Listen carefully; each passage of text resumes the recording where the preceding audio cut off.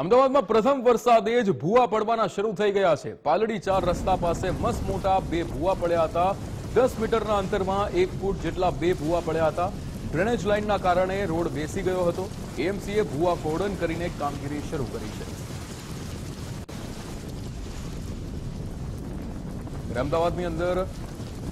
અમદાવાદ શહેરની અંદર ભૂવા પડવાની સિલસિલો યથાવત જોવા મળી રહ્યો છે। 2 દિવસ પહેલા પડેલા વરસાદથી અનેક વિસ્તારોની અંદર રસ્તાઓ ધોવાયા હતા, પરંતુ હવે ભૂવા પડવાની પણ શરૂઆત થઈ ચૂકી છે।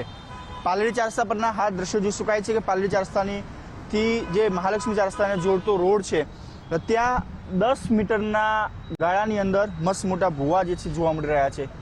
હાલ જે પ્રકારના દ્રશ્યો જોઈ શકાય છે કે આ જે ભૂવો છે અંદાજે 10 ફૂટ જેટલો લાંબો ભૂવો પડ્યો છે અને સ્ટ્રીટ લાઇટનો જે થાંભલો છે તે પણ ભૂવાની અંદર ખાબક્યો છે। બીજી બાજુ આગળનો જે ભૂવો છે ત્યાં પણ આ જ પ્રકારની પરિસ્થિતિ, રોડ બેસી જવાને કારણે આ સમગ્ર રોડનો ભાગ છે તે અંદર બેસી ગયો છે।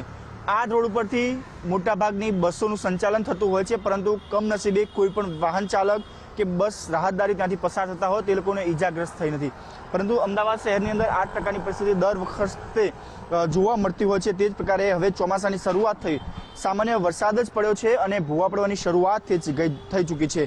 આ પહેલા પણ અનેક રસ્તાઓ જે જોયા હતા કે જ્યાં વરસાદ વગર પણ ભૂવા જે છે એ પડેલા જોવા મળતા હતા, અને એ જ પ્રકારે હવે અમદાવાદ શહેરની અંદર ચોમાસાની શરૂઆત એટલે કે સામાન્ય જે વરસાદ થયો હતો તેમાં જ પણ અનેક વિસ્તારોની અંદર ભૂવા પડવાની શરૂઆત થઈ છે। અને હાલ જે પણ જોઈ શકાય છે કે પાલડી 4 રસ્તા પાસે પણ આ મસ્ત મોટો જે ભૂવો છે તે પડી ચૂક્યો છે। અમદાવાદ મહાનગરપાલિકા દ્વારા પ્રી મોન્સૂનની કામગીરી કરવામાં આવતી હોય છે, ડ્રેનેજની કામગીરી કરવામાં આવતી હોય છે, પરંતુ જે પ્રકારે યોગ્ય પેચવર્ક થવું જોઈએ તે પેચવર્ક થતું નથી, જેના કારણે આ પ્રકારની પરિસ્થિતિનું નિર્માણ જે છે ઉદ્ભવતું હોય છે। ગત વર્ષે પણ 100થી પણ વધારે અમદાવાદ શહેરના અલગ અલગ વિસ્તારની અંદર ભૂવા પડ્યા હતા, અને આ વખતે પણ હજુ સામાન્ય વરસાદ થયો છે ત્યારે અનેક વિસ્તારની અંદર ભૂવા પડવાની સમસ્યાઓ જે છે જોવા મળી રહી છે। એટલે ક્યાંક ને ક્યાંક અમદાવાદ મહાનગરપાલિકા દ્વારા જે કામગીરી કરવામાં આવતી હોય છે, રોડમાં ડ્રેનેજની કામગીરી કરવામાં આવતી હોય છે, જે પ્રકારે પેચવર્ક થવું જોઈએ તે પ્રકારનું પેચવર્ક થતું નથી, જેના કારણે આ પ્રકારની પરિસ્થિતિનું ઉદ્ભવતી હોય છે।